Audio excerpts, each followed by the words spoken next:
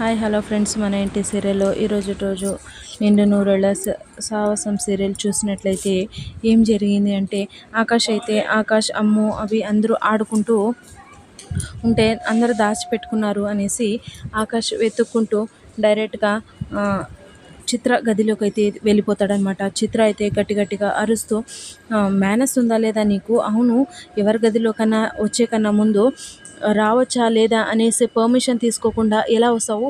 ఇంకోసారి ఇది ఇప్పుడు మాటలతో చెప్పాను, ఇంకోసారి ఏమైనా నా గదిలోకి నా పర్మిషన్ లేకోకుండా వచ్చామంటే లోపలికి చేతులతో చెప్తాను అనేసి ఆకాష్నైతే అక్కడి నుంచి తోసేస్తుందనమాట. మనోహరి చిత్ర అంటున్నా కూడా పట్టించుకోకున్నట్ల అలానే తోసేస్తుందనమాట.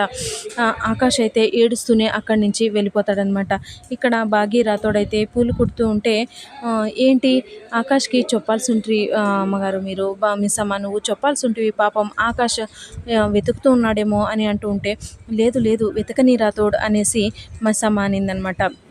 ఇది ఇలా ఉండగా మరుసటి రోజు పైన ఫ్యాన్కి దుమ్ము ఉంటే ఆ దుమ్ము కొట్టడానికి భాగ్య అయితే చాలా కష్టపడుతూ ఉంటే అమర్ చూసేసి సడన్గా వచ్చేసి, సరేలే నేను నీకు హెల్ప్ చేస్తాను అనేసి భాగ్యని అయితే పైకి ఎత్తుకుంటాడనమాట. పైకి ఎత్తుకొని దుమ్ము కొడుతూ ఉంటే సడన్గా అమర్ కళ్ళలోకి దుమ్ము పడేస్తుందనమాట. అబ్బా అంటూ ఉంటే అప్పుడే మిస్సం అయితే భాగ్య అయితే కింద దిగేసి, ఏమైందండి అని కళ్ళలోకి చూస్తూ కళ్ళలోన ఊపేస్తూ ఉందన్నమాట. ఊపుతూ ఉంటే అప్పుడే కళ్ళలో దుమ్మంతా బయటికి వస్తూ ఉందన్నమాట. అంటే అలా ఊపుతూ ఉంటే అమర్ అయితే భాగ్యని అలానే చూస్తూ ఉంటాడనమాట.